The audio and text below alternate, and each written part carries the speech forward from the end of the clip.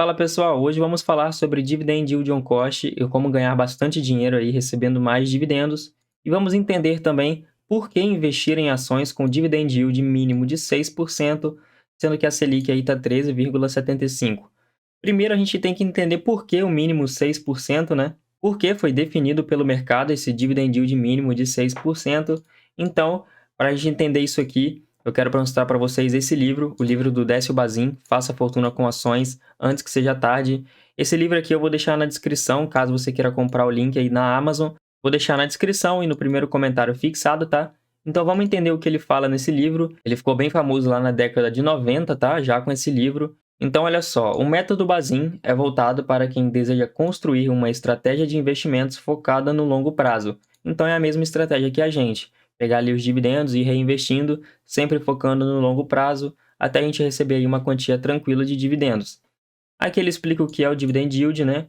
E mostra aí o pagamento de dividendos nos últimos 12 meses em relação à cotação atual. E aqui no livro ele conta que ele seleciona apenas ações que pagam pelo menos 6% de Dividend Yield ao ano. Então, no livro ele explica melhor, tá? Mas ele faz um cálculo, ele faz estudos e ele chega à conclusão que 6% mínimo já seria aí ok de estar recebendo dividendos. Abaixo disso não seria tão interessante. O efeito bola de neve aí não faria tanto efeito. Então, foi definido aí o mínimo de 6%.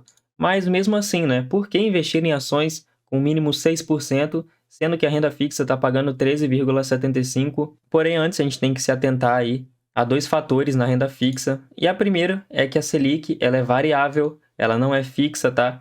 Então eu peguei esse gráfico aqui no site da Reciere e olha só, de 2000 até 2023, a Selic sempre variou. Então lá de 2000 a 2004 ela estava num ciclo de alta, depois veio para um ciclo de baixa até 2012, e 2016 voltou a subir.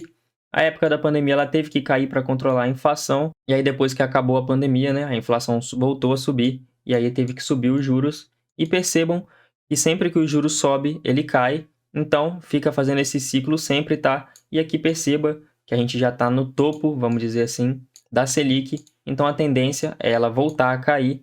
Então logo nos próximos anos aí a gente pode ver uma renda fixa mais fraca comparada aí com ações de dividendos, até porque é histórico, né, a queda. Então sobe, cai, vai sempre fazendo esse movimento. E como vocês podem ver aqui, a gente já está no topo, já começou a formar uma curva aqui, né? Que foram anunciados, se eu não me engano, 5 vezes já a Selic é 13,75. Então os próximos anúncios aí, a gente pode ver um pouco lateralizado e aí voltar a cair. Então a renda fixa aí não ficaria tão interessante. E o segundo ponto que a gente também tem que se atentar, a renda fixa paga imposto de renda, tá? Então olha só, eu peguei aqui essa tabela, e aqui mostra o prazo de aplicação da sua renda fixa e o quanto você tem que pagar de imposto, tá? Então, se você faz um investimento de 180 dias, você tem que pagar 22,5% do lucro dessa operação, né? Em forma aí de imposto. De 6 meses a 1 ano, 20%. De 1 ano a 2 anos, 17,5%. E acima aí de 2 anos, você paga 15% de imposto. Não estou dizendo que você tem que pagar o imposto ali separado, já sai direto, tá? Do seu investimento. Porém, você acaba perdendo aí rentabilidade. Então vamos ver na prática aqui como é que funciona? Olha só, eu peguei a taxa Selic atual de 13,75 e peguei aqui várias aplicações, tá, na renda fixa, uma de 6 meses, de 6 meses a 1 ano, de 1 ano a 2 anos e uma acima de 2 anos. Então a aplicação aí de 6 meses sofreu uma alíquota de 22,5, então a rentabilidade real, removendo esses 22% da Selic, foi de 10,65. De 6 meses a 1 ano, 11% de rentabilidade real, de 1 ano a 2, 11,34% e acima de 2 anos aí, 11,69%. Então, o melhor investimento na renda fixa hoje, na verdade, rende 11,69% e você tem que investir nele por pelo menos aí 2 anos. Claro, não estou considerando aqui LCIs, LCAs, CRIs e CRAs, até porque CRIs e CRAs são um pouco mais arriscados, né? E LCI e LCA, o seu dinheiro fica trancado, então não tem muito o que você fazer. Estou contando aqui investimentos de liquidez diária. O máximo que você pode encontrar aí é um CDI rendendo 105%, 110%, né? E aí vai ser um pouquinho a mais do que isso, porém, nada acima de 12% aí de rentabilidade real. Então, um exemplo aqui de investimento no Tesouro Selic, que é a renda fixa mais famosa aí, né? Olha só, vamos supor que você aplicou R$ 1.000, a taxa é o Tesouro Selic, né? É a Selic, 13,75%.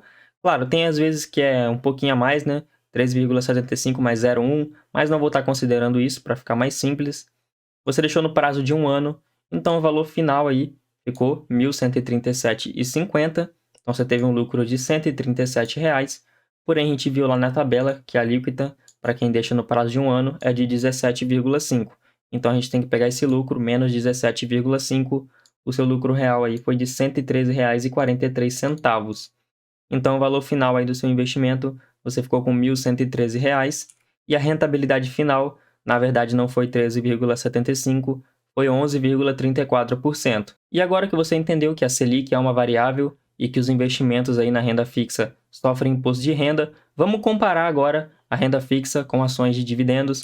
Olha só, eu peguei aqui no site do Banco Central, tá? O CDI nos últimos 6 anos, fiz aqui na prática, botei R$ 1.000 lá em 2017, né? No caso aqui eu fiz um backtest, tá? Eu não coloquei realmente R$ 1.000. Isso aqui é numa própria calculadora que tem no site do Banco Central. Então coloquei R$ 1.000 lá em 2017 e em 2023 você estaria aí com 1.495%. Então teve uma rentabilidade aí nesses 6 anos de 49,53%. Já as ações de dividendos, aqui eu peguei o índice IDIV, tá? Que é o índice de dividendos, que mede as melhores pagadores de dividendos da Bolsa de Valores. A gente pode ver que atualmente está pagando 13,76%, a mesma coisa do que a renda fixa, né?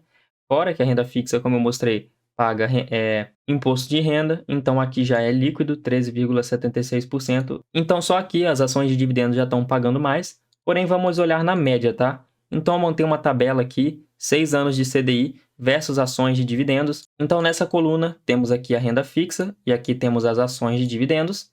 Então a primeira coisa foi o retorno total. O retorno total da renda fixa que eu mostrei para vocês foi de 49,53%, que eu mostrei lá naquela calculadora. E das ações de dividendos, eu peguei aí o retorno total do índice de dividendos, tá? Que eu mostrei para vocês lá, que é um índice que mede aí as melhores pagadoras de dividendos. Então, dividindo por 6 esses dois valores, para saber a média dos 6 anos, o retorno anual bruto médio da renda fixa foi de 8,25% e das ações 8,5%. A taxa de IR eu botei 15% para renda fixa, que é ali o máximo, né? No máximo 2 anos, como a gente está olhando 6, então o mínimo que você vai pagar aí é 15%. Já dividendo não paga aí imposto, né? Já é retido na fonte lá na empresa, então você já recebe líquido. Então o retorno anual real seria a gente pegar aqui a renda fixa menos a taxa do IR, né? Então o retorno anual real da renda fixa foi de 7%. E as ações de dividendos, como não paga imposto de renda, manteve-se aí no 8,5%. Aí eu peguei o IPCA médio, que é a inflação, lá no site do IBGE, tá? E eu cheguei à conclusão que a inflação nesses 6 anos foi de 7,73% ao ano. Então, diminuindo esse por esse, o retorno final da renda fixa, você acabou perdendo dinheiro, tá? E as ações de dividendos, você ganhou 1,17% ao ano. Olhando diretamente esse final, não faz tanta diferença, você pode pensar que pela margem de erro aí acaba ficando no 0 a 0, porém a gente tem que se atentar aí a mais algumas coisas que as ações de dividendo nos proporcionam.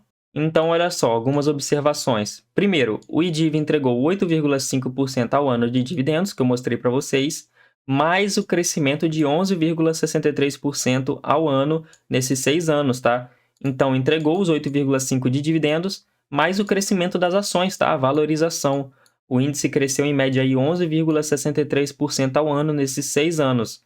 Então, a gente tem que somar esse 8,5% de dividendos mais esse crescimento, tá? E segundo, esse estudo aqui que eu estou fazendo com vocês não leva em consideração o reinvestimento de dividendos e a bonificação de ações, tá? E aí formaria o conhecido efeito bola de neve. Então aqui a gente está levando em consideração o recebimento bruto dos dividendos, tá? Sem estar reinvestindo, sem nem nada.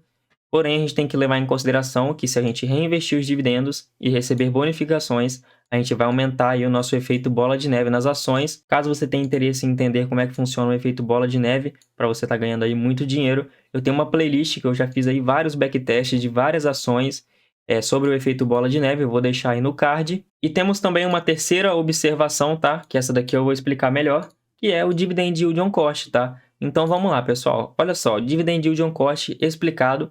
Eu já vou direto para a prática. Então, eu peguei aqui as ações do Banco do Brasil. Então, aqui a gente tem a cotação da ação no primeiro pregão do ano. Logo abaixo, a gente tem o dividendo pago naquele ano e o dividend yield que a gente recebeu naquele ano. Então, em 2016, a ação estava sendo cotada a 14,24. O dividendo pago naquele ano foi de 74 centavos, então fazendo aí essa divisão aí, descobrindo a porcentagem, o dividend yield de 5,2%. 2017, estava cotado a R$ 27,00, pagou 94 centavos, dividend yield 3,4%. 2018, R$ 32,00, pagou aí 1,51 de dividendos, 4,6% de dividend yield.